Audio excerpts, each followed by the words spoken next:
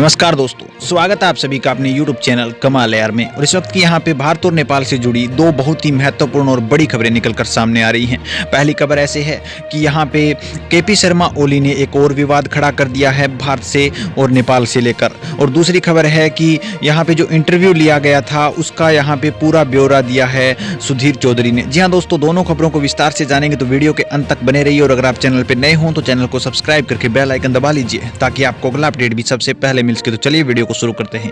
सबसे पहली खबर ऐसे है दोस्तों कि जैसा यहाँ पे सीमा विवाद हुआ था उसी प्रकार से एक और विवाद भी यहाँ पे जन्म ले रहा है। विवाद कुछ ऐसा है दोस्तों कि केपी शर्मा ओली ने अपने भाषण में कहा है, अपना एक स्टेटमेंट में कहा है कि जो बासमती चावल हैं वो भी यहाँ पे नेपाल की देन है, न कि भारत की देन है। यानी कि भारत में बासमती जो चावल हैं उनका जन्म नहीं हुआ, जबकि नेपाल में इनका जन्म हुआ। लेकिन इससे पहले यहाँ पे भारत में ही इनका जन्म माना जाता है। बासमती चावल एक प्रमुख चावलों की श्रेणी में जाति में आते हैं जिन्हें लोग बहुत अत्यधिक खाने में पसंद करते हैं। लेकिन अभी ये भी एक यहाँ पे संदेह की दायरे में आ रहा है। लेकिन इस प्रकार से यहाँ पे दावे कर लोगों को भड़काने का काम तो किया ही जा रहा है, क्योंकि पहले भी यहाँ पे सीमा विवाद आग उबल रहा है। और इस प्रकार के अगर दावे और करते हैं इतने बड़े आदमी तो यहाँ पे और ज़्यादा संभावनाएं बनती हैं कि भारत और नेपाल के रिश्ते बिगड़ सकते हैं। लेकिन हमें ऐसा बिल्कुल नहीं करना। इस प्रकार की छोटी छोटी चीज़ों को लेकर हमें नहीं लड़ना, क्योंकि सदियों पुराने रिश्ते को इस प्रकार से छोटी छोटी चीज़ों को देखकर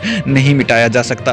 दूसरी पर बड़ी खबर निकलकर सामने आ रही है दोस्तों कि जैसा कि आप सभी लोग जानते हैं, सुधीर चौधरी ने यहाँ पे केपी शर्मा ओली के साथ इंटरव्यू लिया था। और इंटरव्यू में यहाँ पे काफ़ी कुछ सब्जेक्ट्स के बारे में डिस्कस हुआ था। बात हुई थी कि आपने इस प्रकार से नया नक्शा कैसे जारी किया। जिस टाइम लद्दाख की हमारे साथ जो बातें चल रही थी चीन और भारत की, उसी टाइम आपने नया नक्शा जारी कैसे किया। उन सवालों पर यहाँ पे केपी शर्मा ओली ने जवाब दिए।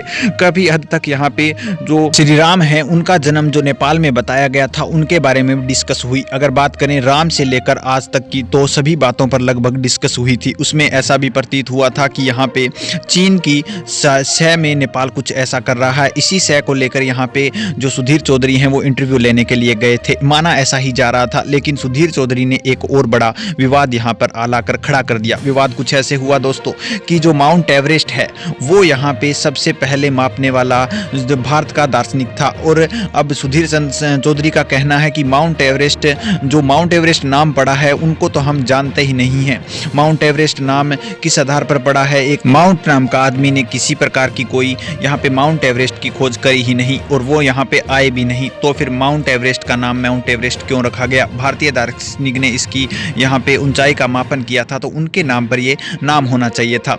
ये भी एक विशेष तथ्य था दोस्तों।